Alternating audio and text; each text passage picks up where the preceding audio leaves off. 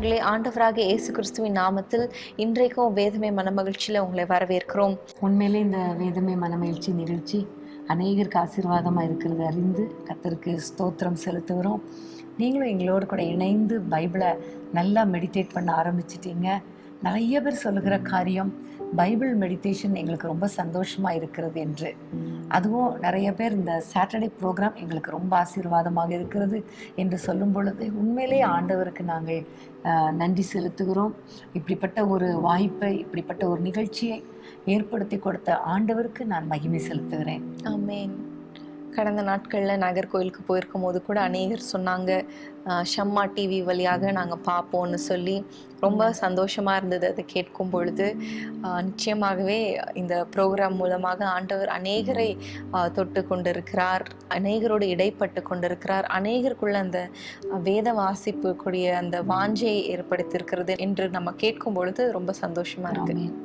இந்த நிகழ்ச்சியை ஒளிபரப்பு பண்ணுகிற ஒவ்வொரு டிவி சேனல்ஸ் நிறுவனர்களுக்காக நாங்கள் ஆண்டவரை நன்றியோடு ஸ்தோத்திரிக்கிறோம். குறிப்பாக அதிசயம் டிவி, ஷம்மா டிவி, நிறைய டிவி சேனல்ஸ் மூலமாக கர்த்தர் உங்களோடு கூட இடைப்பட்டு கொண்டிருக்கிறார். ஒருவேளை நீங்கள் கூட டிவி மூலமாகவோ ஃபோன் மூலமாகவோ நீங்கள் இதை பார்த்து கொண்டிருக்கலாம்.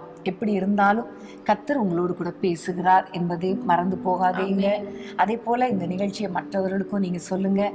இந்த பைபிள் ஸ்டடியில் எங்களோடு கூட இணைந்து நீங்கள் வேதத்தை தியானிப்பது மாத்திரமல்ல, அநேகருக்கு இதை நீங்கள் சொல்லுங்கள். ஒருவேளை இந்த நிகழ்ச்சியை ஃபார்வர்ட் பண்ணலாம், அல்லனா நீங்கள் ஃபோன் பண்ணி இந்த வேதத்தில் இப்படியெல்லாம் எழுதியிருக்கிறது என்று நீங்கள் சொல்லும் பொழுது கண்டிப்பாக அது ஆசீர்வாதமாக இருக்கும்.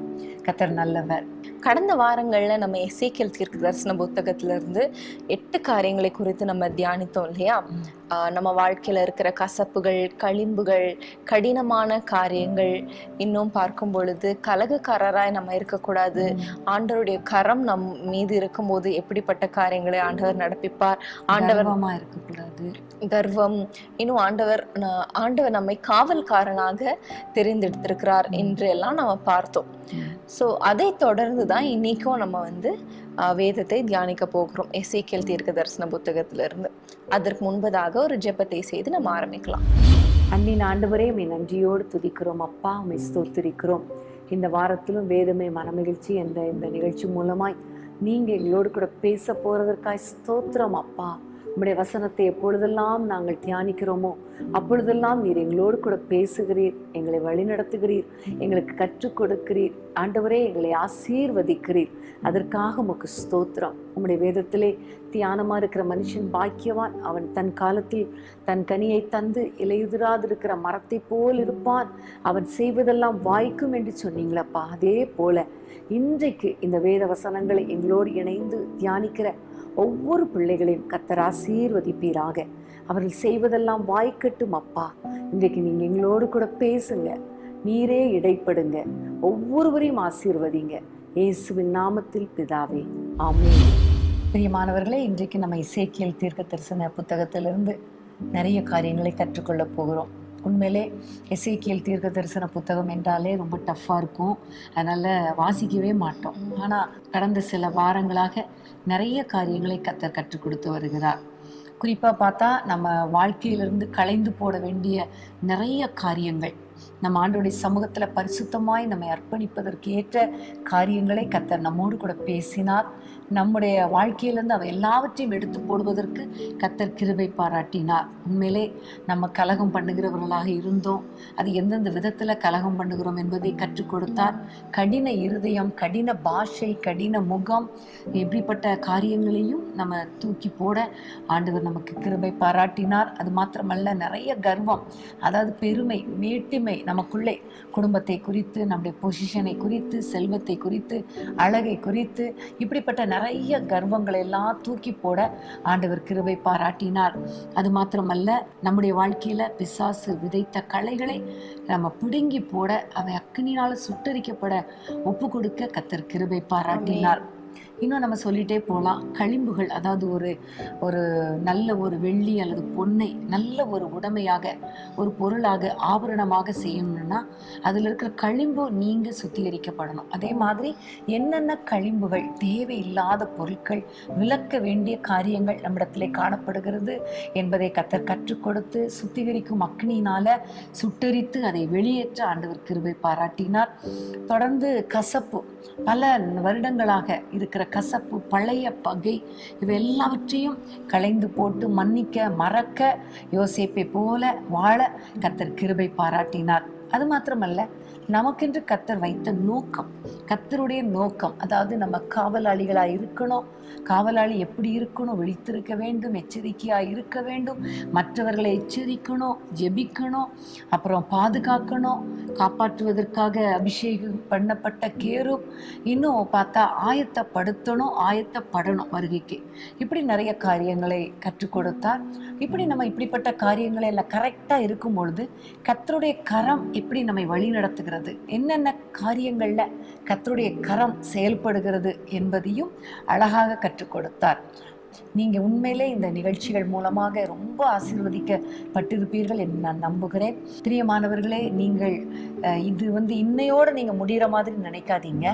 ஏதாவது ஒரு நாள் நீங்க ஒரு 2-3 நாட்கள் எடுத்து திரும்பவும் இந்த ப்ரோக்ராமை திரும்ப நீங்க போட்டு பார்த்து, உட்கார்ந்து ஆராய்ந்து பார்த்து, எல்லா காரியங்களையும் விலக்கி ஆண்டவருடைய சமூகத்தில் கிருபைக்காக நீங்க கெஞ்சும் பொழுது கர்த்தர் நிச்சயமாகவே உங்களை பரிசுத்தப்படுத்துவார், உங்களை ஆசீர்வதிப்பார், உங்களை கொண்டு கர்த்தர் வைத்த நோக்கத்தை நிறைவேற்றுவார்.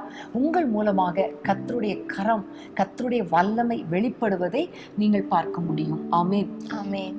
அப்போ இன்றைக்கு நம்ம தியானிக்க போகிற காரியம் என்ன அப்படின்னு பார்த்தா, இப்படி நம்மை பரிசுத்தப்படுத்தி கொள்ளும் பொழுது, கர்த்தருடைய நோக்கத்தை அறிந்து செயல்படும் பொழுது கர்த்தர் நம்மை எப்படி ஆசீர்வதிக்கிறார், கர்த்தருடைய ஆசீர்வாதங்கள் என்கிற தலைப்புல நம்ம இன்னைக்கு பார்க்க போறோம். அதுவும் எசேக்கியேல் தீர்க்கதரிசியின் புத்தகத்துல இருந்து கர்த்தர் நமக்கு கொடுக்கிற ஆசீர்வாதங்கள்.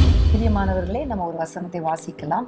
எசேக்கியேல் தீர்க்கதரிசியின் புத்தகம் 34ஆம் அதிகாரம் 26ஆம் வசனம். நான் அவர்களையும் என் மேட்டின் சுற்றுப்புறங்களையும் ஆசீர்வாதமாக்கி ஏற்ற காலத்திலே மழையை பெய்ய பண்ணுவேன், ஆசீர்வாதமான மழை பெய்யும்.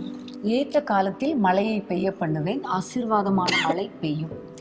ஸோ மழை என்று சொன்னாலே ஒரு ஆசீர்வாதம் தான், ஒரு பிளெஸிங் தான், ஒரு சந்தோஷம் தான். அதுவும் மழைன்னு சொல்லும் போது வானத்துல இருந்து வருகிற ஒரு காரியமா இருக்கிறபடினால அது வானத்துக்குரிய ஆசீர்வாதம் அப்படின்னு சொல்லலாம். அதே வேளையில அந்த மழையினால பூமி செழிப்பாகிறதுனால பூமிக்குரிய ஆசீர்வாதங்களை நம்ம சொல்லலாம். ஸோ இன்றைக்கு நம்ம பார்க்க போற காரியம் என்னன்னா, ஆவிக்குரிய ஆசீர்வாதங்கள், அதே வேளையில உலக பிரகாரமான ஆசீர்வாதங்களையும் கர்த்தர் நமக்கு கொடுக்க போகிறார்.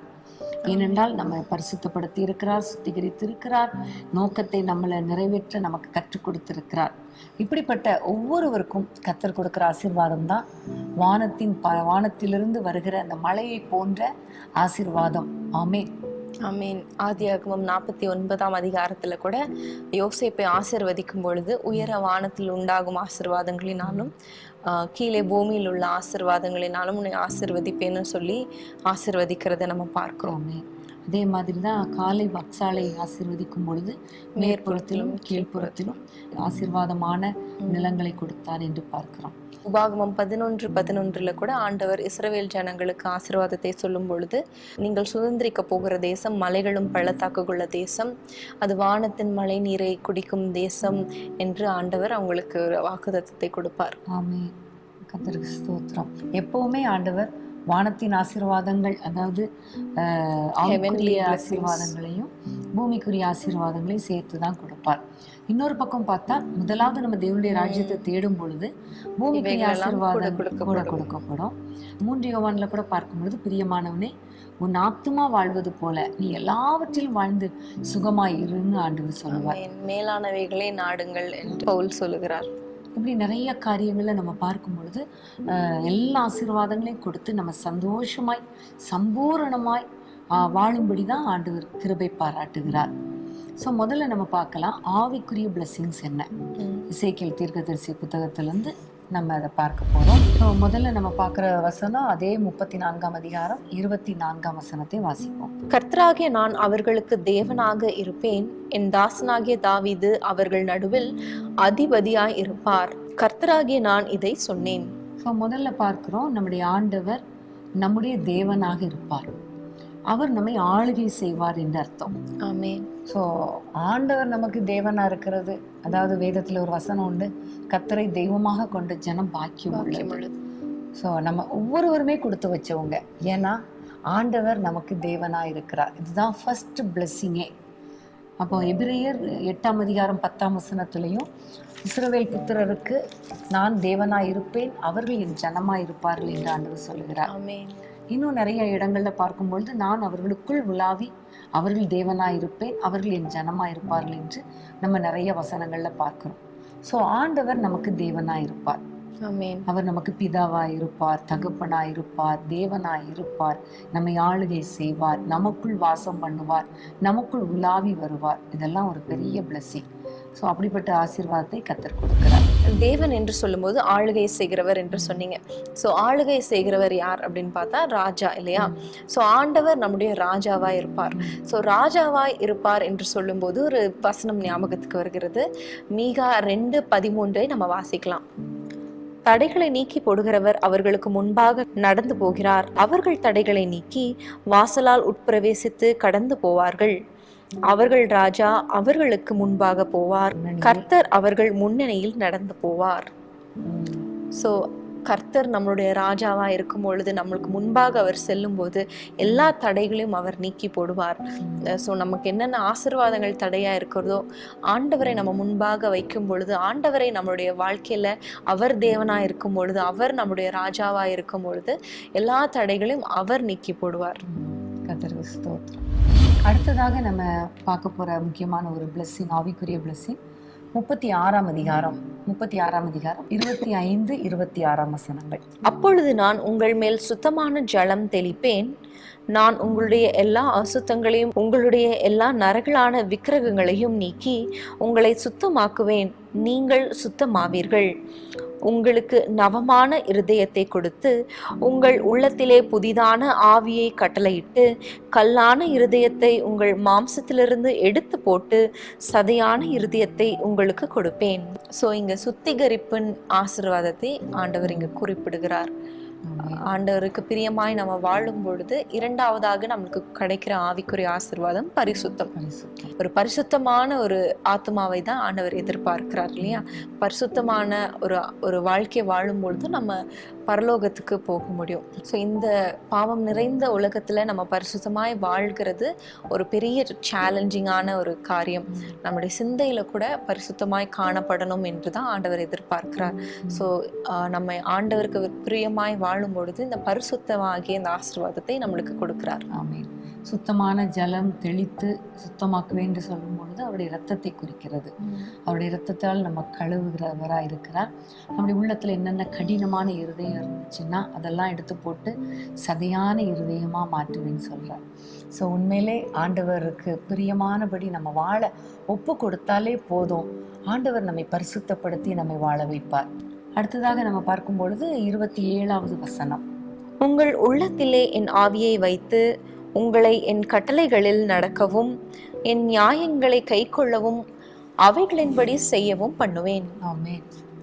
இந்த வசனத்திலிருந்து நம்ம பார்க்கிறோம், அவருக்கு பிரியமாக நடப்பதற்கு கர்த்தர் நமக்கு வழிகாட்டுவார். பைபிள் இருக்குது, பைபிளை எத்தனை பேர் வாசிக்கிறாங்கங்கிறது முக்கியம் இல்லை, அந்த வசனத்தின்படி நடக்கிறதா முக்கியம்.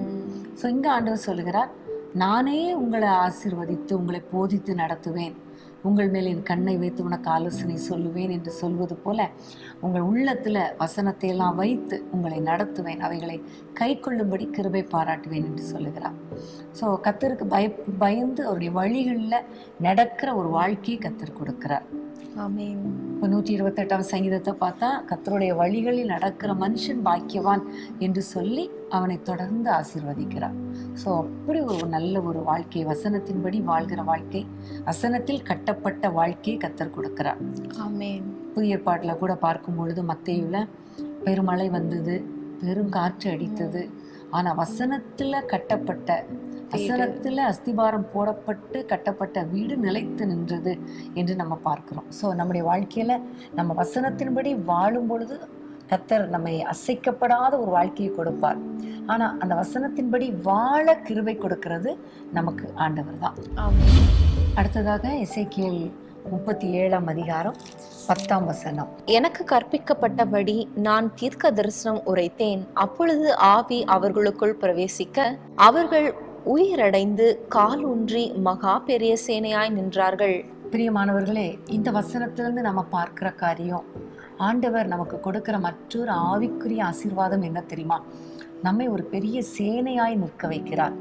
இந்த நாட்கள்ல எழுப்புதலுக்கு ஒரு பெரிய சேனை தேவை, கர்த்தருக்காக வாழ்வதற்கு ஒரு பெரிய சேனை தேவை, இல்லை தேசத்துக்காக திறப்புல நின்று ஜெபிப்பதற்கு ஒரு சேனை தேவை. அப்படிப்பட்ட ஒரு சேனையாக கர்த்தர் நம்மை காலூன்றி நிற்க வைப்பேன் என்று கர்த்தர் சொல்லுகிறார். இது எவ்வளவு பெரிய ஒரு பாக்கியம் இல்லையா? நம்மை கம்ப்ளீட்டா ஆண்டவருடைய கரத்துல சுத்திகரிக்கப்பட ஒப்பு கொடுக்கும் பொழுது கர்த்தர் நமக்குள்ளே ஆவியை கொடுக்கிறார், பரிசுத்த ஆவியை கொடுக்கிறார், பரிசுத்தப்படுத்துகிறார். மாத்திரமல்ல, நம்மை ஒரு பெரிய சேனையாக காலூன்றி நிற்க வைக்கிறார். உண்மையிலே இதுதான் நமக்கு ஒரு பெரிய பாக்கியம். அவருக்கு ஊழியம் செய்வதற்கு எவ்வளவு பெரிய சந்தோஷம் இல்லையா? நம்ம ஒவ்வொருவரையும் அவர் அழைத்திருக்கிறார், தெரிந்து கொண்டிருக்கிறார், நம்மை நிற்க வைக்கிற தேவனா இருக்கிறார். அதற்காக நம்ம ஆண்டவருக்கு நன்றி செலுத்தணும். இன்னும் நம்ம 38ஆம் அதிகாரம் 15ஆம் வசனத்தை வாசிப்போம்.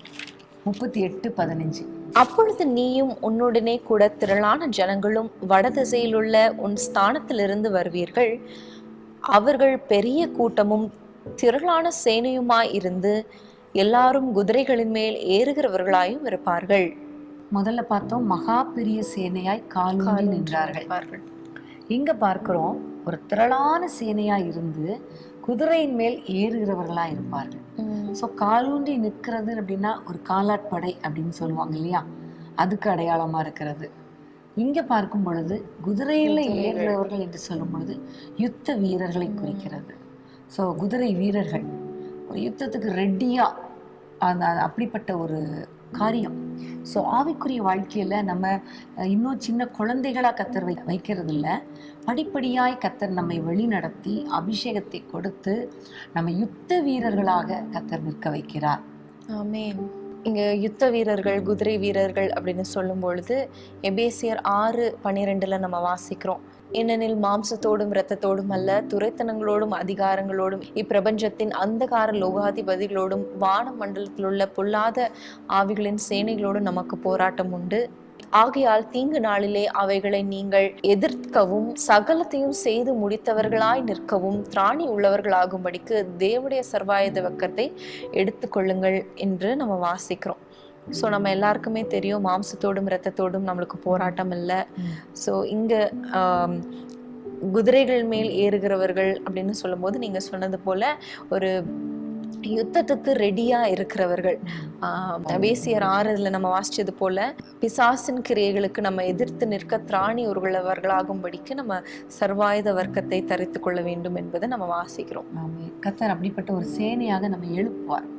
உண்மையில யுத்தத்துக்கு போகணும்னா ஒரு ஸ்ட்ராங்கா இருக்கணும், ஒரு ஸ்ட்ரென்த் வேணும், ஒரு தைரியம் வேணும் இல்லையா?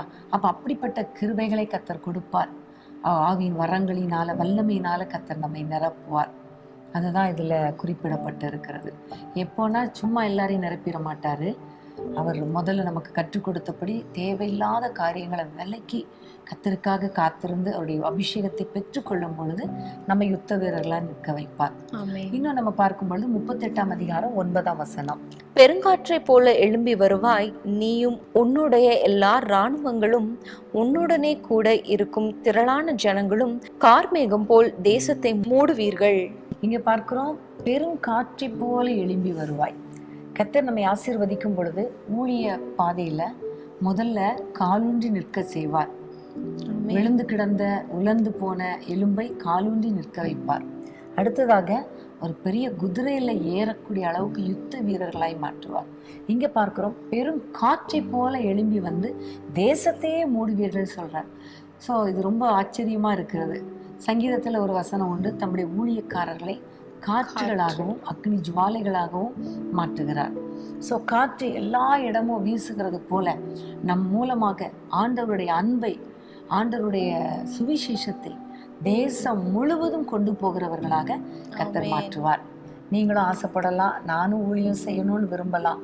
நிச்சயமாகவே உங்களுக்கு ஒரு வழியை கர்த்தர் திறந்து உங்களை பெருங்காற்றாய் அக்னி ரதமாய் கர்த்தர் மாற்றி உங்களை தேசங்களுக்கு பயன்படுத்துவார். ஆமென். பெருங்காற்றுன்னு சொல்லும் பொழுது அப்போஸ்தலர் 2ஆம் அதிகாரத்தில் நம்ம பார்க்கிறோம், 120 பேர் மேல் வீட்டறையில் கூடியிருக்கும் பொழுது ஆவியானவர் பலத்த காற்றாக அவர் இறங்கி வந்தார். அவர்கள் மேலே அந்த ஆவியானவர் இறங்கும் பொழுது அங்கிருந்து அந்த மக்கள் எல்லாரும், சீஷர்கள் எல்லாரும் கடந்து போய் தேசம் முழுவதும், உலகம் முழுவதும் அவங்க போய் சுவிசேஷத்தை சொன்னாங்க இல்லையா? ஸோ அதுவும் இதுவும் அப்படியே ஈக்குவலாக இருக்கு. ஆமா, ஆவி இறங்கும் போதுதான் நம்மளும் ஒரு பலத்த காற்று மாதிரி ஆகிறோம்.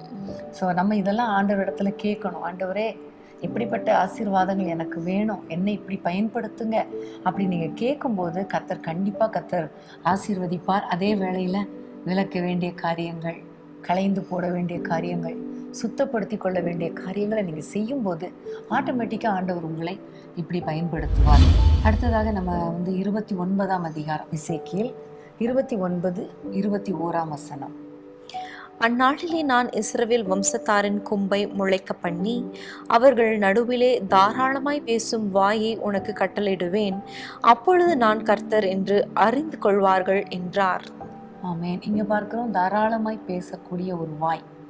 அதாவது இஸ்ரவேல் ஜனங்கள் முன்பாக நின்று பேச வேண்டியதை பேசுவதற்கு, தாராளமாய் பேசுவதற்கு கர்த்தர் நம்முடைய வாயை திறப்பேன் என்று சொல்லுகிறார். எரேமியா தீர்க்கதரிசி இடத்துல சொல்லும் பொழுது, நான் என் வார்த்தைகளை உன் வாயிலே அருளி என்று சொல்லுகிறார். அப்போ இங்க சொல்லுகிறார், தாராளமாய் வாயை திறந்தாலே கர்த்தருடைய வார்த்தை வரும் என்று கர்த்தர் சொல்லுகிறார். பவுல் கூட லெட்டர்ஸ்ல எழுதும்போது ஆண்டவர் எனக்கு வாக்கு வல்லமை தர வேண்டும் என்று வேண்டிக் கொள்ளுங்கள் என்று எழுதுவார். ஸோ ஊழியம் செய்வதற்கு வாக்கு வல்லமை ரொம்ப இம்பார்ட்டன்ட் இல்லையா? அந்த வசனங்களை சொல்வதற்கு, பிறருடைய மனதை ஈர்ப்பதற்கு, அவங்களோட அட்டென்ஷனை கிராப் பண்றதுக்கு அந்த வாக்கு வல்லமை ரொம்ப ரொம்ப இம்பார்ட்டன்ட். ஸோ அப்படிப்பட்ட ஒரு ஆசீர்வாதத்தை ஆண்டவர் கொடுக்கிறார். மோசேயை கூட ஆண்டவர் அழைக்கும் போது, நான் திக்குவாய் மந்த நான் உள்ளவன் சொல்லும் போது, நான் உன்னுடைய வாயா இருப்பேன்னு சொல்லி சொல்லி பார்த்தாரு. ஆனா அவன் கேட்கல. அதுக்கப்புறம் ஆரோனை கர்த்தர் அனுப்புனார். ஆனாலும் ஆண்டவர் அவருடைய வாயையும் கர்த்தர் திறந்து பேச வைத்தார். அதே போலதான் நம்முடைய வாழ்க்கையில நம்ம நினைக்கலாம், நான் என்ன ஊழியம் செய்ய முடியும், என் வாயில ஒரு வார்த்தை கூட வராதே அப்படின்னு நினைக்கலாம். ஆனா ஆண்டவர் நமக்கு தாராளமாய் பேசக்கூடிய வாயை கர்த்தர் கொடுப்பார். இதை நினைக்கும் போது என்னுடைய காலேஜ் டேஸ் எனக்கு ஞாபகத்துக்கு வருகிறது. காலேஜ் நான் படிக்கும்போது கொஸ்டின்ஸ் கேட்பாங்கல்ல, அப்போ ப்ரொஃபஸர் கொஸ்டின் கேட்டு என்னை எழுப்பி விடுவாங்க, கிறிஸ்டி இந்த கொஸ்டின் ஆன்சர் பண்ணு அப்படின்னா, ஒரு நாள் கூட என் வாயை திறந்ததே இல்லை.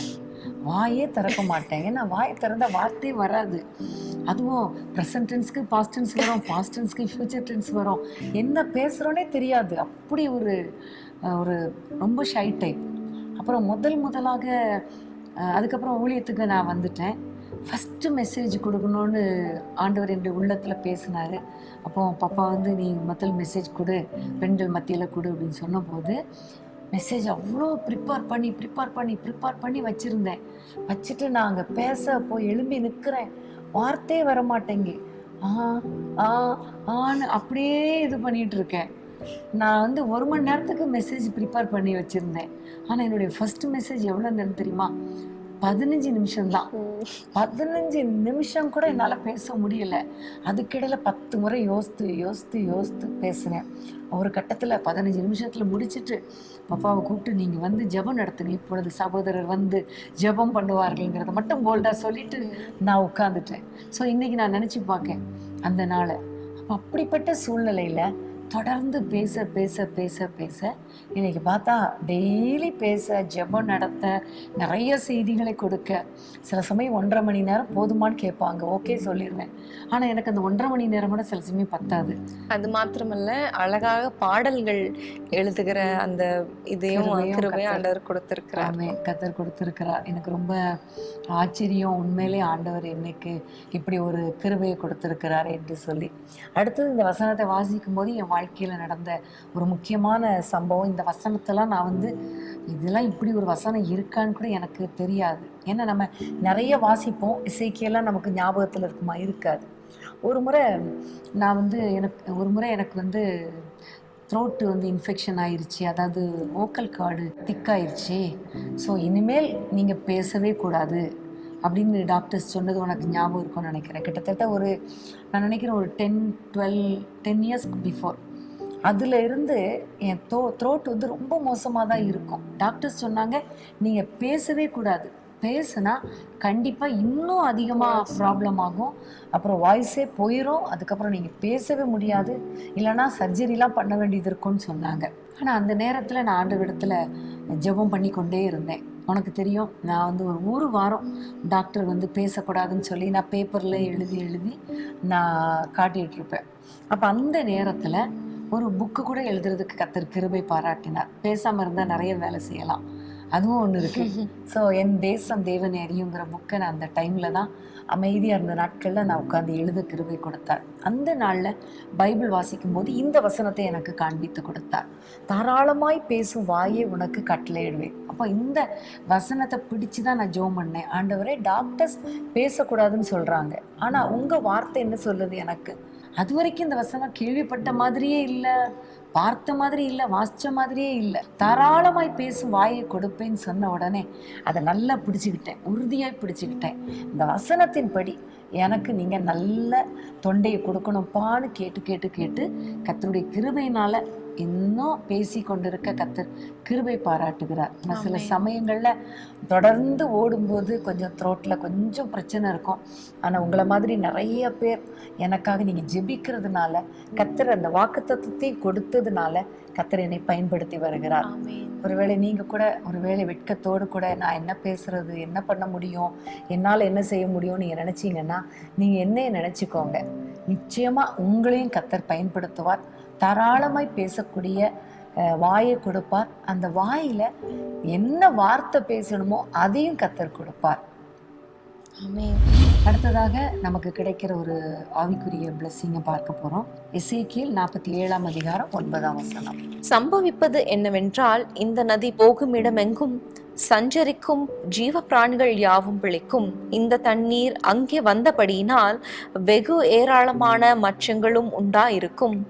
இந்த நதி போகும் இடமெங்கும் உள்ள யாவும் ஆரோக்கியப்பட்டு பிழைக்கும். இந்த வசனத்தை பாருங்க, எவ்வளவு ஆசீர்வாதமா இருக்கிறது. இந்த நதி போகும் இடம் எங்கும் ஆரோக்கியம் உண்டாயிருக்கும், பிழைக்கும், ஜீவ பிராணிகள் பிழைக்கும். இப்ப நதி என்று சொல்லும் பொழுது ஆவியானவருக்கு அடையாளமா இருக்கிறது. அந்த நதி விசுவாசிக்கிறவர்கள் உள்ளத்திலிருந்து ஓடும் என்று சொல்லி யோவான் எழுதின சுவிசேஷத்துல சொல்லப்பட்டிருக்கிறது. நதினா பரிசுத்த ஆவியானவருக்கு அடையாளம். ஸோ ஆவியானவரோடு இணைந்து நம்ம ஓடும் பொழுது, கர்த்தர் நம்மை ஆசீர்வதிக்கும் பொழுது நடக்கிற சம்பவம் என்ன தெரியுமா? நாம் எங்கெல்லாம் போகிறோமோ அங்கெல்லாம் ஆரோக்கியம் உண்டாகும், ஜனங்கள் ஆசீர்வதிக்கப்படுவார்கள், ஜனங்கள் பிழைப்பார்கள். அது மாத்திரமல்ல, தொடர்ந்து பார்க்கும் பொழுது செழிப்பு உண்டாகும்.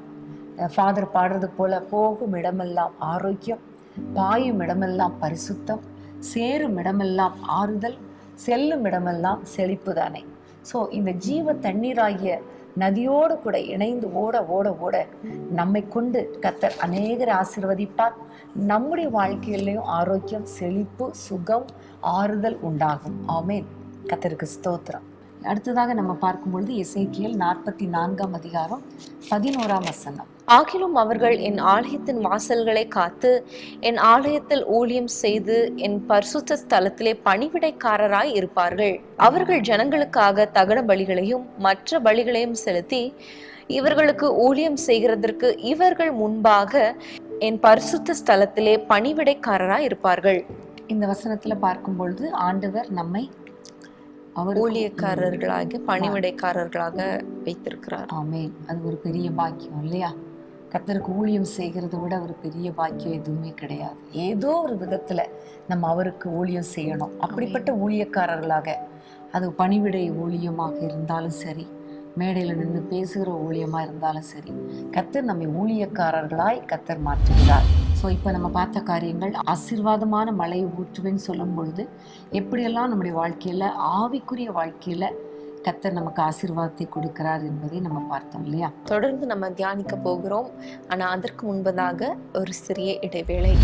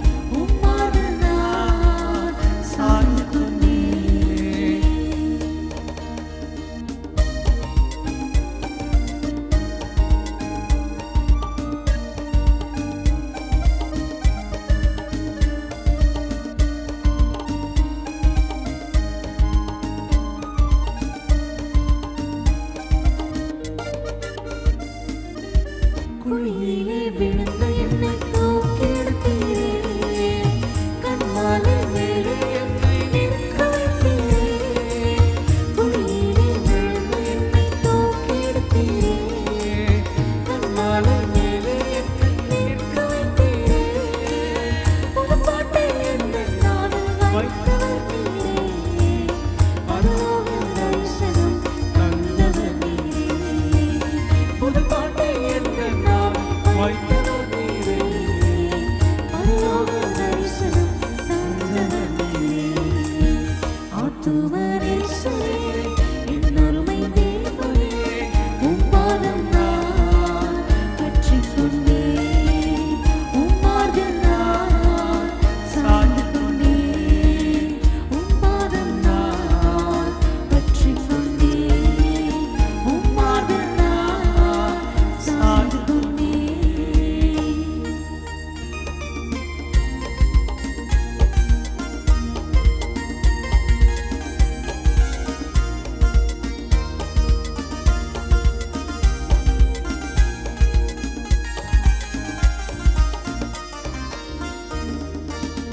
எனக்கெட்டா உயரத்தில் வைப்பவர் நீரே, என்னை என்றும் பாராட்டி வளர்ப்பவர் நீரே.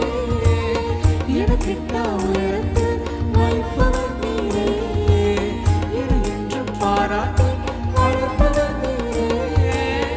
என் நோய்கள் யாவையும் தீர்ப்பவர் நீரே, என் நோயை குணமாக்கும் வைத்தியர் நீரே. என் நோய்கள் யாவையும் தீர்ப்பவர் நீரே, என் நோயை குணமாக்கும் வைத்தியர் நீரே. ஆத்துவர் இயேசுவே, என் அருமை தேவனே, உம் பாதம் நான் பற்றிக் கொண்டேன். உம் மார்பில் நான் சாய்ந்து கொண்டேன். உம் பாதம் நான் பற்றிக் கொண்டேன். உம் மார்பில் நான் சாய்ந்து கொண்டேன்.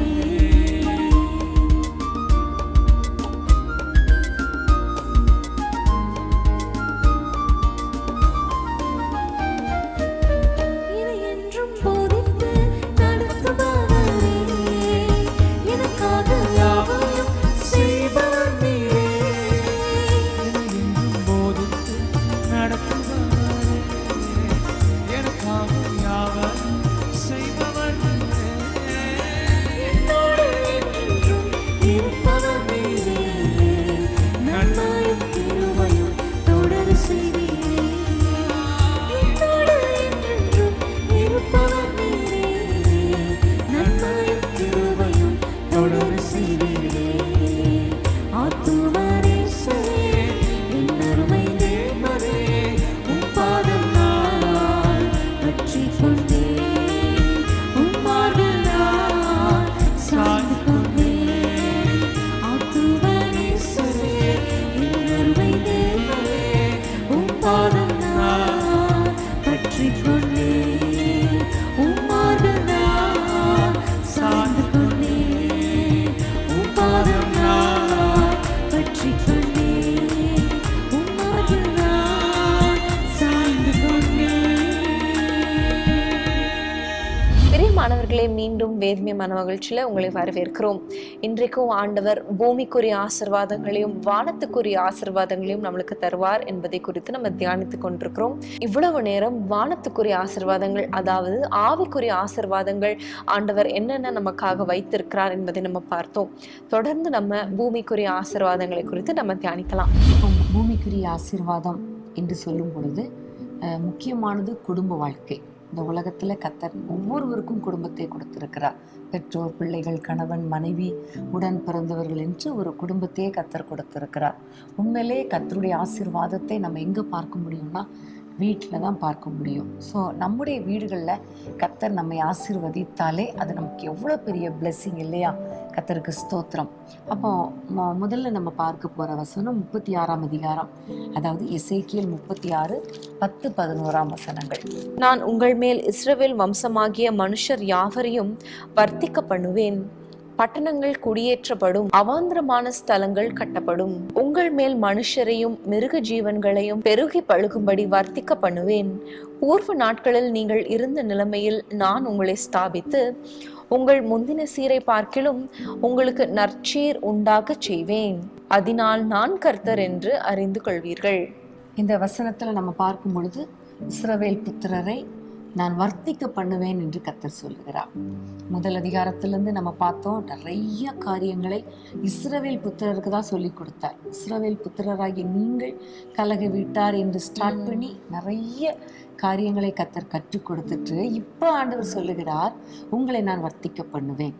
அதுக்கு முன்னாடி உள்ள வசனத்தெல்லாம் பார்த்தா நீங்கள் இப்படி இருக்கிறதுனால உங்களுக்கு அப்படி இப்படின்னு பயங்கரமாக ஆண்டவர் சொன்னார். ஆனால் எல்லாவற்றையும் கிளியர் பண்ணி சுத்தப்படுத்தி வரும் பொழுது அவர் சொல்லுகிறார், உங்களை நான் வர்த்திக்க பண்ணுவேன், உங்களை ஆசீர்வதிப்பேன், உங்களை பலுகி பெருகும்படி நான் செய்வேன் என்று ஆண்டவர் சொல்லுகிறார்.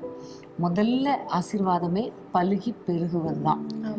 ஆதாமையும் ஏவாளை ஆசீர்வதிக்கும் பொழுது அவர் சொன்ன முதல் பிளெஸ்ஸிங்கே, நீங்கள் பலுகி பெருகி பூமியை நிரப்புங்கள். அப்புறம் அவங்க தப்பு பண்ண உடனே வெளியே போயிட்டாங்க, இருந்தாலும் பலுகி பெருகினார்கள். அதுக்கப்புறம் மனுஷருடைய அக்கிரமம் பெரிதாக இருந்த பொழுது எல்லா ஜனங்களையும் அழிச்சிட்டு அந்த சந்ததியில் நீதிமானாகிய நோவாவை கர்த்தர் பார்த்து ஜலப்பிரளயத்தில் அவர்களை பாதுகாக்கிறார். அப்பவும் அவர்களை பார்த்து சொன்ன ஒரு ஆசீர்வாதம், நீங்கள் பலுகி பெருகி பூமியை நிரப்புங்கள். அப்புறம் ஆபிரகாமை கர்த்தர் தேர்ந்தெடுக்கிறார். ஆபிரகாமை பார்த்து சொல்கிறார், உன் சந்ததி வானத்து நட்சத்திரங்களைப் போல கடற்கரை மணலை போல திரளாய் பெருகுவார்கள் என்று சொல்லுகிறார். அந்த வாக்குத்தத்தம் தான் இஸ்ரவேல் சந்ததிக்கு வந்தது. அவர்கள் பலுகி பெருகினார்கள். ஆனால் அவங்க இருந்த இடம் எகிப்து. ஸோ வேதத்தில் பார்க்குறோம், பார்வோனுக்கு இவங்க பலுகி பெருகிறத பார்த்த உடனே கோவம் வந்துருச்சு. ஸோ எப்படியாவது ஒரு தந்திரம் பண்ணி இவங்களை அழிக்கணும் அப்படின்னு சொல்லிட்டு பல தந்திரங்கள் பண்ணா, நெருக்குனா, ஒடுக்குனா. ஆனால் வேதம் சொல்லுகிறது, எவ்வளோக்கு எவ்வளோ ஒடுக்குனானோ அவ்வளோக்கு அவ்வளோ பெருகினார்கள். காரணம் கர்த்தருடைய ஆசீர்வாதம். ஸோ உங்கள் வாழ்க்கையில் எவ்வளோ நெருக்கம் இருந்தாலும், போராட்டங்கள் இருந்தாலும், இன்னைக்கு ஆண்டவர் கொடுக்குற வார்த்தை என்ன தெரியுமா? உங்களை நீங்கள் சுத்திகரித்து கொள்ளும் பொழுது கர்த்தர் உங்களை பெருக பண்ணுவார், பலுக பண்ணுவார். உங்களுடைய வாழ்க்கையில ஒருவேளை பெருகுவதற்கு, பலுகுவதற்கு பல தடைகள் இருக்கலாம். ஒருவேளை திருமண தடைகள் உங்க வாழ்க்கையில் இருக்கலாம், குழந்தை இல்லாத நிலைமை இருக்கலாம். ஆனா ஆண்டவர் இன்னைக்கு சொல்லிட்டாரு, பலுகி பெருக பண்ணுவேன். ஸோ இந்த வார்த்தையை பிடித்து ஜெபம் பண்ணும் பொழுது கர்த்தர் உங்களை நிச்சயமாகவே பெருக பண்ணுவார். உங்களுடைய பிள்ளைகளுடைய திருமணங்கள் நடக்கும், உங்களுடைய திருமணங்கள் நடக்கும். ஏற்ற காலத்தில் ஏற்ற துணையை கர்த்தர் கொண்டு வருவார். அவர் சகலத்தையும் செய்ய வல்லவர், அதினதின் காலத்தில் நேர்த்தியாய் செய்கிறவர். உங்களுடைய பிள்ளைகளை ஆசீர்வதிப்பார், உங்களுடைய குடும்ப வாழ்க்கையை கட்டி எழுப்புவார், உங்களை பலுகி பெருகும்படி செய்வார். ஒருவேளை பல வருடங்களாக திருமணமாகி குழந்தை இல்லைன்னு நினைக்கிறீங்களா? இன்றைக்கு இந்த வார்த்தையை கர்த்தர் கொடுத்திருக்கிறார் இல்லையா? இந்த வார்த்தையை பிடித்து ஜெபம் பண்ணுங்க. எங்களை வர்த்திக்க பண்ணுவேன்னு சொன்னீங்களே, பெருக பண்ணுவேன்னு சொன்னீங்களே, எங்களை ஆசீர்வதிங்கப்பான்னு கேளுங்க. கண்டிப்பா உங்க வாழ்க்கையில கர்த்தர் ஒரு பெரிய அற்புதத்தை கர்த்தர் செய்வார். அடுத்ததாக அதே 36ஆம் அதிகாரம் 15ஆம் வசனம். நான் இனிமேல் புறஜாதிகள் செய்யும் அவமானத்தை உன்னிடத்திலே கேட்க பண்ணுவதும் இல்லை, நீ ஜனங்களின் நிந்தையை இனிமேல் சுமப்பதும் இல்லை. ஆண்டவர் சொல்லுகிறார், இங்க நிந்தையை நாம் இனிமேல் சுமப்பதில்லை. ஹல்லேலூயா. ஆமென். அடிமைத்தனம் வீடாக எகிப்திலிருந்து விடுவித்து உங்களை தலை நிமிர்ந்து நடக்க பண்ணின தேவன் என்று நம்ம வாசிக்கிறோம். ஸோ எங்கெல்லாம் நம்ம தலை குனிந்தோமோ, எங்கெல்லாம் நிந்தையை அனுபவித்தோமோ, நிந்தையை அனுபவித்த சகல தேசங்களிலும் தலை நிமிரும்படி ஆண்டவர் செய்கிற தேவன். ஆமென். ஜனங்கள் எகிப்திலிருந்து புறப்பட்டு வெளியே வந்த உடனே அவர்கள் அந்த யோர்தான் கரையில் இருக்கும் பொழுது அவர்களை பார்த்து ஆண்டவர் சொல்லுவார், கருக்கான பட்டயத்தால் உங்களை 2ஆம் விசை விருத்த சேதனம் பண்ணிக்கொள்ளுங்கள் என்று சொல்லும் பொழுது அவர்கள் தங்களை பரிசுத்தப்படுத்தி கொண்டார்கள். அந்த நேரத்தில் ஒரு வார்த்தை சொல்லுவார், இன்று எகிப்தின் நிந்தையை உங்கள் மேல் இராதபடிக்கு புரட்டி போட்டேன். ஸோ எப்பெல்லாம் நம்மை பரிசுத்தப்படுத்துகிறோமோ அப்பெல்லாம் கர்த்தர் நிந்தையை புரட்டி போடுகிறார். ஆமென். எப்படி நம்ம பரிசுத்தம் பண்ணிக்கொள்ளலாம் அப்படின்னு சொல்லும்போது, கடந்த வாரங்களில் நம்ம என்னென்ன காரியங்கள் நம்மளை விட்டு நம்ம நீக்கணும் என்று சொல்லி எசேக்கியேல் தீர்க்கதரிசன புத்தகத்திலிருந்தே நம்ம தியானித்தோம். அந்த எபிசோட்ஸ்லாம் நமக்கு யூடியூப்ல தான் இருக்கிறது. நீங்கள் பார்த்து நீங்கள் அதிலிருந்து நீங்கள் நிறைய காரியங்களை கற்றுக்கொள்ளலாம். அடுத்ததாக இந்த குடும்பத்துக்கான ஆசீர்வாதங்களை நம்ம தொடர்ந்து பார்த்து கொண்டு இருக்கிறோம். அதில் பார்க்கும்பொழுது 37ஆம் அதிகாரம் 25ஆம் வசனத்தை வாசிப்போம். நான் என் தாசனாகிய யாக்கோபுக்கு கொடுத்ததும் உங்கள் பிதாக்கள் குடியிருக்கிறதுமான தேசத்திலே குடியிருப்பார்கள். அவர்களும் அவர்கள் பிள்ளைகளும் அவர்களுடைய பிள்ளைகளின் பிள்ளைகளும் அதிலே என்றென்றைக்கும் குடியிருப்பார்கள். என் தாசனாகிய தாவீது என்பவர் என்றென்றைக்கும் அவர்களுக்கு அதிபதியாய் இருப்பார். இது அருமையான ஒரு வசனம் இல்லையா? ஆண்டவர் கொடுக்கிற இடத்துல, வாசஸ்தலத்துல ஆண்டவர் பிள்ளைகளின் பிள்ளைகளோடு குடியிருக்க கர்த்தர் கிருபை பாராட்டுவார். அது உண்மையிலே ஒரு பெரிய பிளெஸிங். பிள்ளைகளின் பிள்ளைகள் கூட இருப்பது ஒரு பெரிய பிளெஸிங். என்றால் 128ஆம் சங்கீதத்துல பார்க்கிறோம், உன் மனைவி உன் வீட்டோரங்களில் கனிதரும் திராட்சை கொடி போல் இருப்பாள், பிள்ளைகள் ஒளிவ மரக்கன்றுகள் தான் இருப்பார்கள், நீ உன் பிள்ளைகளின் பிள்ளைகளையும் காண்பாய். ஸோ பிள்ளைகளை பார்க்கிறதே ஒரு பிளெஸிங் தான். பிள்ளைகளின் பிள்ளைகளை பார்க்கிறது ஒரு பிளெஸிங். அதுலேயும் அவர்கள் கூட சேர்ந்து நம்ம எல்லாம் ஒன்னா வாழ்றது ஒரு பெரிய பிளெஸிங். ஸோ உங்களுடைய வாழ்க்கையில இந்த வாக்குத்தத்தத்தை பிடித்து கொள்ளுங்க. என்னுடைய குடும்பத்தில் அற்புதங்களை செய்யுங்கப்பான்னு சொல்லுங்க. ஒருவேளை உங்களுடைய பிள்ளைகள் உங்களிடத்திலே கோவப்பட்டு ஒருவேளை பிரிந்து வாழ்ந்து கொண்டு இருந்தா நீங்க ஆண்டவரிடத்துல இந்த வாக்குத்தத்தத்தை பிடித்து ஜெபம் பண்ணுங்க. கண்டிப்பா கர்த்தர் சமாதானத்தை கட்டளையிடுவார். ஏனென்றால் அது கர்த்தருடைய ஆசீர்வாதம், நிச்சயம் உங்களுக்கு கொடுப்பார். ஆமென். இதுல பார்க்கும் பொழுது பிள்ளைகளும் அதில் வசிப்பாங்க, பிள்ளைகளின் பிள்ளைகளும் அதில் வாசமாக இருப்பாங்கன்னு பார்க்குறோம்.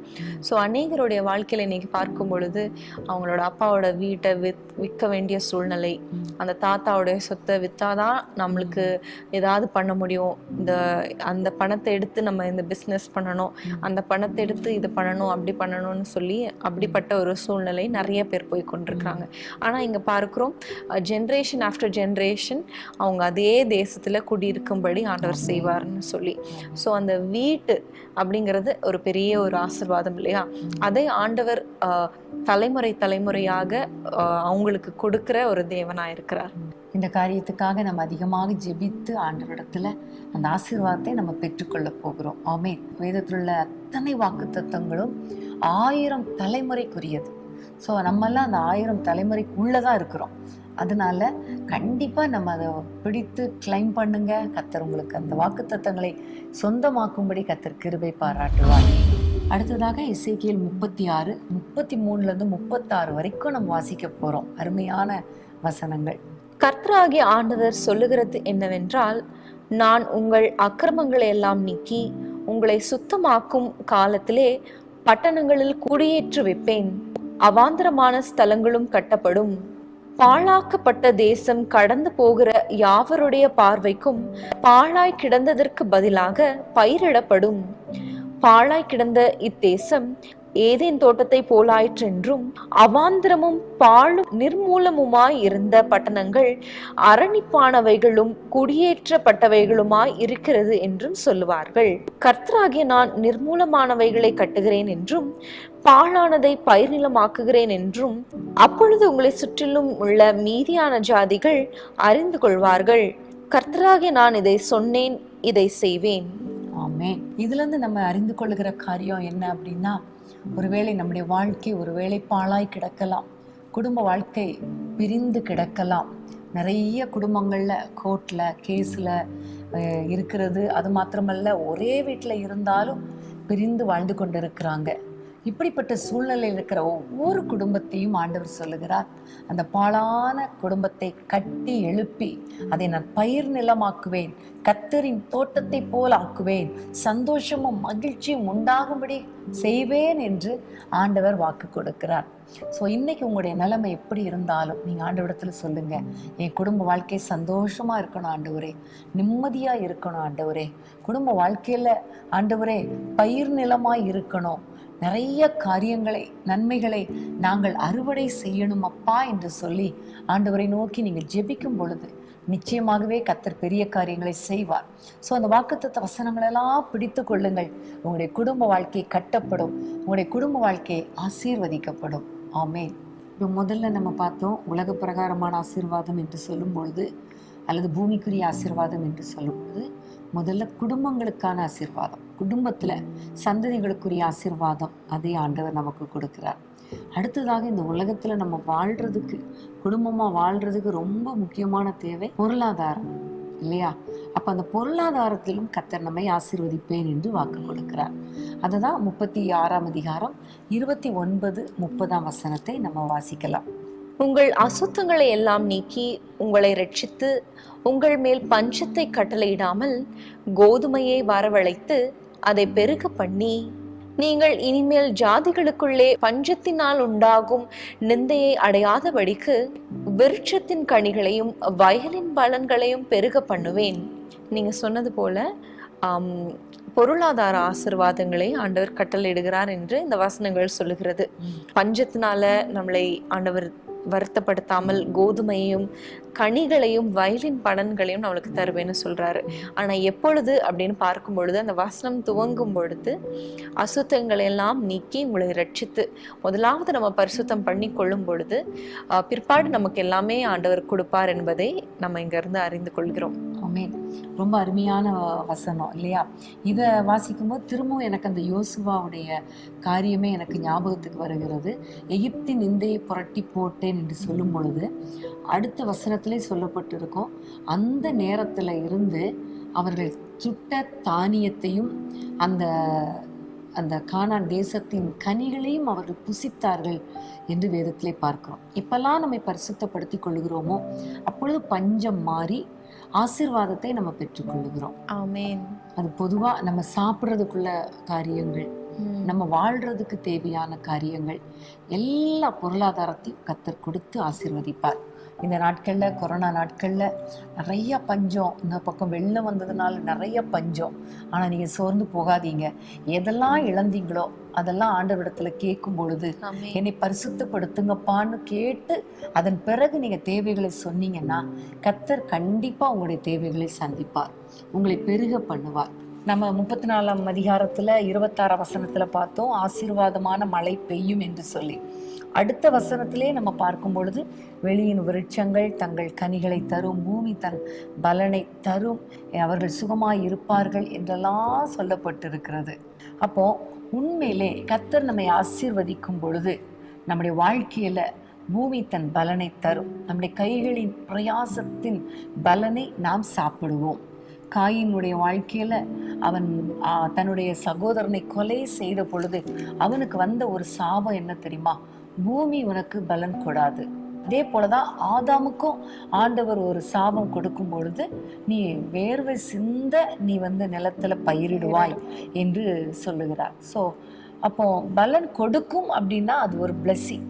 உண்மையிலே கர்த்தருக்கு பிரியமானபடி நம்ம வாழும் பொழுது கர்த்தர் நம்மை ஆசீர்வதித்து நம்முடைய நிலத்தின் விளைச்சலை பெருக பண்ணுவார். உபாகமம் 28ஆம் அதிகாரத்துல கூட பார்க்கும் பொழுது, உன்னுடைய எல்லா மாப்பிசைகிற தொட்டி, உன்னுடைய மிருக ஜீவன்கள், உன்னுடைய வயலின் பலன் எல்லாவற்றிலும் நீ வாழ்ந்து சுகமாயிருப்பாய் என்று கர்த்தர் சொல்லுவார்.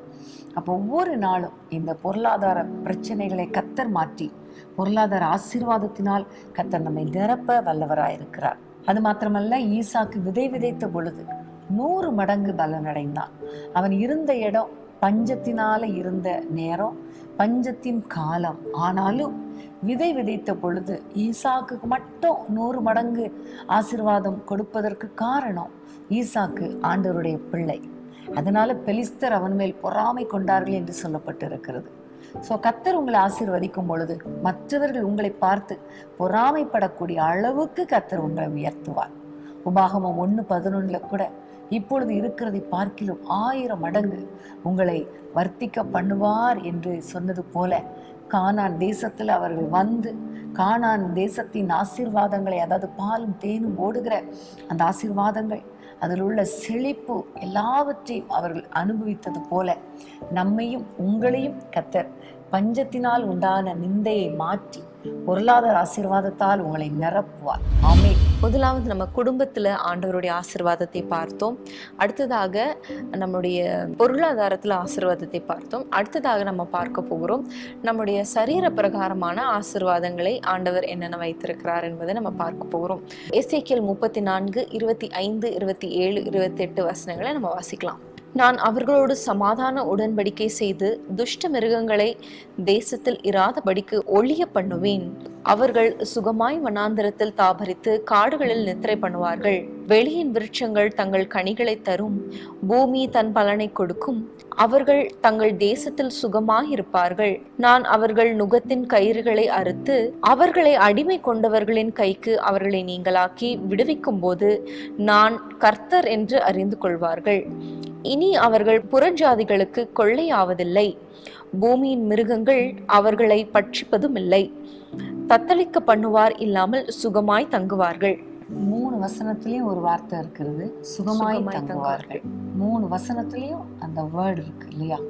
ஸோ ஒவ்வொரு நாளும் கர்த்தர் நம்மை சுகமாய் தங்க பண்ணுவார். சுகம் என்று சொல்லும் பொழுது ஆரோக்கியம், சமாதானம் எல்லாமே குறிக்கிறது. ஸோ சரீரத்தில் பலவிதமான வியாதிகளோடு போராடி கொண்டு இருக்கலாம்.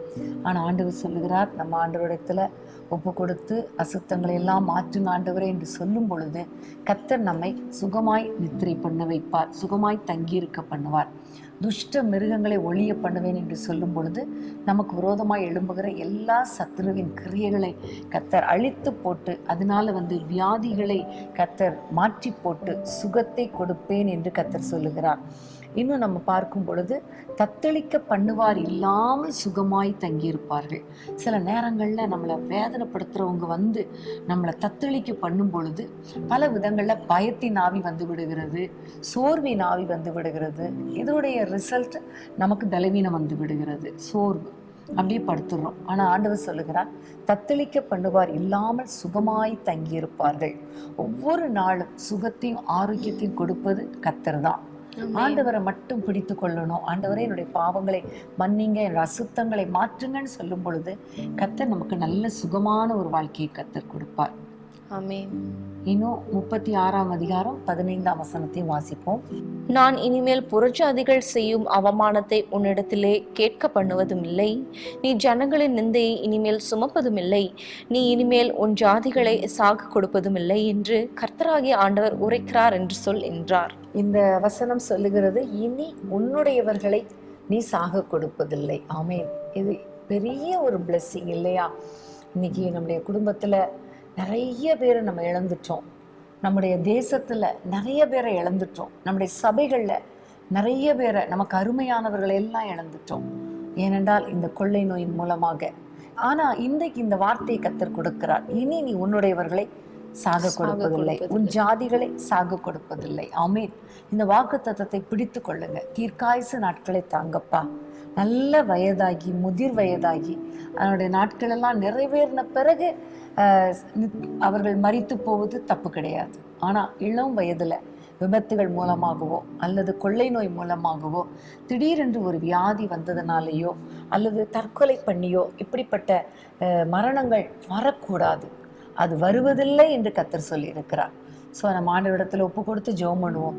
இந்த வசனத்தை பிடித்து ஜெபம் பண்ணுவோம். நல்ல சுகத்தையும் ஆரோக்கியத்தையும் தாங்கப்பா, சுகமாய் வாழ வைங்கப்பா.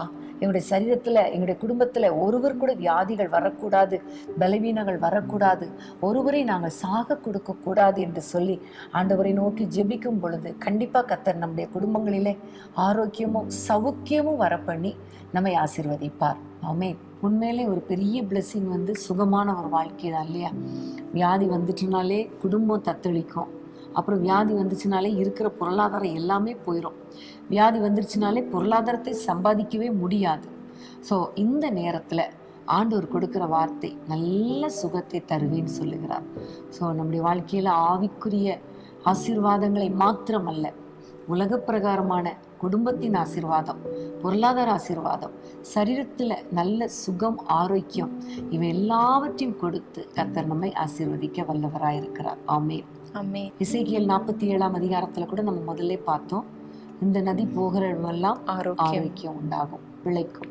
ஸோ சரீரத்துல ஆரோக்கியத்தை கர்த்தர் கொடுப்பார். ஆவிக்குரிய பிளெஸ்ஸிங் இருக்கிற இடத்துல கண்டிப்பா ஆண்டவர் சுகத்தையும் ஆரோக்கியத்தையும் கற்றுக் கொடுப்பார். ஆமென். ஆமென். ஏனென்றால் நீதிமொழிகள் 4ஆம் அதிகாரத்தில் சொல்லப்பட்டிருக்கிறது, வேத வசனங்களை அதை கண்டுபிடிக்கிறவர்களுக்கு அது உடலுக்கெல்லாம் ஆரோக்கியம். ஸோ வசனத்தை வாசித்து அதை தியானித்து அதன்படி வாழ நம்மை ஒப்பு கொடுத்து நம்முடைய அசுத்தங்களை எல்லாம் விலக்கி ஆண்டவருடைய பாதத்தில் ஒப்பு கொடுக்கும் பொழுது சுகத்தையும் ஆரோக்கியத்தையும் கர்த்தர் கொடுப்பார். நம்முடைய எலும்புகளுக்குள்ளே ஒரு பலன் உண்டாகும். அதுதான் ஏசாயா 58ஆம் அதிகாரம் 11ஆம் வசனத்தில் உன்னுடைய எலும்புகளை நினமுள்ளதாக்கி கர்த்தர் ஆசீர்வதிப்பேன் என்று சொல்லுகிறார். ஸோ ஒவ்வொரு நாளும் நம்ம இந்த உலகத்தில் வாழ்வதற்கு பலன் கொடுப்பார், அவருக்காக ஓடுவதற்கு பலன் கொடுப்பார், குடும்பத்தை கவனிப்பதற்கு பலன் கொடுப்பார். கர்த்தர் தமது ஜனத்துக்கு பலனை கொடுப்பார். இந்த வசனத்தின்படி நம்மை சுகமாய் தங்கியிருக்க பண்ணுவார். ஆமென். பிரியமானவர்களே, இன்றைக்கும் நம்ம எசேக்கியேல் தீர்க்க தரிசன புத்தகத்திலிருந்து ஆண்டவர் ஆசீர்வாதமான மழையை பெய்ய பண்ணுவார் என்பதை குறித்து நம்ம தியானித்தோம். மழை என்று சொல்லும் பொழுது அது வானத்துக்குரிய ஆசீர்வாதத்தையும் பூமிக்குரிய ஆசீர்வாதத்தையும் குறிக்கிறது என்பதை நம்ம பார்த்தோம்.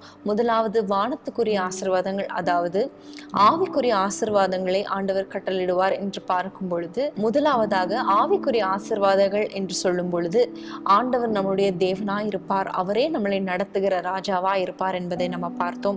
இரண்டாவதாக நம்மை பரிசுத்தம் பண்ணுகிற தேவனாய் அவர் இருக்கிறார் என்பதை நம்ம பார்த்தோம். மூன்றாவதாக ஊழிய பாதையில ஆண்டவர் எப்படி எப்படி நம்மளை நடத்துகிறார் என்பதை பார்த்தோம். ஊழியத்துல முதலாவது நம்மளை மகா பெரிய சேனையாய் காலூன்றி நிற்க பண்ணுகிற தேவனாய் இருக்கிறார் என்பதை பார்த்தோம்.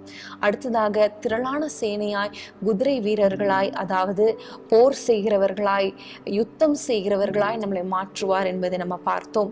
மூன்றாவதாக ஆண்டவர் நம்மளை பெருங்காற்றாய் மாற்றி தேசம் முழுவதற்கும் நம்மளை உபயோகமான ஒரு பாத்திரமாக மாற்றுவார் என்பதை பார்த்தோம். அடுத்ததாக நம்ம பார்க்கும் பொழுது பிறருக்கு உபயோகமான ஒரு பாத்திரமாக அந்த நதி செல்லும் இடமெல்லாம் ஆரோக்கியம், செழிப்பு என்பதை நம்ம பார்த்தோம். அடுத்ததாக நம்ம பார்க்கும் பொழுது தாராளமாய் பேசுகிற வாயை கட்டளையிடுவார் என்பதை நம்ம பார்த்தோம். அதாவது வாக்கு வல்லமையை நம்மளுக்கு கொடுப்பார் என்பதை நம்ம பார்த்தோம். அடுத்ததாக நம்ம பார்க்கும் பொழுது பணிவிடைக்காரராக, ஊழியக்காரராக நம்மளை நியமித்திருக்கிறார் என்பதை நம்ம பார்த்தோம். தொடர்ந்து பூமிக்குரிய ஆசீர்வாதங்களை குறித்து நம்ம பார்க்கும் பொழுது ஆண்டவர் நம்ம குடும்பங்களுக்குரிய ஆசீர்வாதங்களை தருகிற தேவனாய் இருக்கிறார், பொருளாதார ஆசீர்வாதங்களை தருகிற தேவனாய் இருக்கிறார், சுகத்தை ஆரோக்கியத்தை தருகிற தேவனாய் இருக்கிறார் என்பதை நம்ம பார்த்தோம். நம் குடும்பத்தில் இருக்கிற எல்லா நிந்தைகளையும் மாற்றி நம்மளை உயர்த்த அவர் வல்லவராய் இருக்கிறார். இவ்வெல்லாவற்றையும் நாம் பெற்றுக்கொள்ள பாத்திரவான்களாய் மாறணும் என்று சொன்னால், கடந்த வாரங்கள் நாம் தியானித்தோம் இல்லையா, நம்மிடத்துல இருக்கிற தேவையில்லாத குணங்கள், தேவையில்லாத சுவாபங்களை நம்ம கலைந்து போடும் பொழுது ஆண்டவர் நம்ம வாழ்க்கையில இப்படிப்பட்ட ஆசீர்வாதங்களால் நிரப்புவார். அன்பின் ஆண்டவரே, நன்றியோடு நாங்கள் துதிக்கிறோம் அப்பா. இன்றைக்கும் கர்த்தாவே, நீர் எங்களோடு கூட பேசின ஒவ்வொரு வார்த்தைகளுக்காக உமக்கு ஸ்தோத்திரம் அப்பா. ஆண்டவரே, உம்முடைய வார்த்தைகள் எங்களுக்கு ஜீவனாயும் பலனாயும் இருக்கிறதற்காக ஸ்தோத்திரம் அப்பா. இந்த வசனங்களை வாசிக்கும் பொழுது நீர் எங்களுக்கு என்று வைத்த ஆசீர்வாதங்களை நாங்கள் ஆண்டவரை தியானிக்கும் பொழுது எங்களுக்கு எவ்வளோ சந்தோஷமா இருக்கிறதப்பா. ஆண்டவரை, மேற்புறத்திலும் கீழ்ப்புறத்திலும் ஆசீர்வாதம் போல, உயர வானத்தின் ஆசீர்வாதம் கீழே பூமிக்குரிய ஆசீர்வாதங்களை போல ஆண்டவரே எங்களுக்கு ஆண்டவரே ஆசீர்வாதத்தால் எங்களை நிரப்புகிறதற்காக ஸ்தோத்திரம் அப்பா. ஒவ்வொரு ஆவிக்குரிய ஆசீர்வாதங்களும் எங்கள் குடும்பங்களிலே, எங்களுடைய தனிப்பட்ட வாழ்க்கையில ஒவ்வொருவர் மேலும் வந்து இறங்கட்டும் அப்பா. அதே போல குடும்பங்களுக்குரிய ஆசீர்வாதம், சந்ததிகளுக்குரிய ஆசீர்வாதம், பொருளாதாரத்திலே ஆண்டவரே சரீரத்திலே ஆசீர்வாதத்தை கட்டளையிட்டு ஒவ்வொரு பிள்ளைகளும் வாழ்ந்து சுகமாயிருக்கும்படி நீர் பண்ணுவீராக ராஜா. என்னென்ன போராட்டத்தோடு, என்னென்ன தத்தளிப்போடு, வேதனையோடு இந்த நிகழ்ச்சியை பார்த்தார்களோ அவர்கள் ஒவ்வொருவரையும் கர்த்தர் ஆசீர்வதித்து சமாதானமாய் சுகமாய் தங்க பண்ணுகிற தேவனாய் இருக்கிறபடியாக உமக்கு ஸ்தோத்திரம் அப்பா.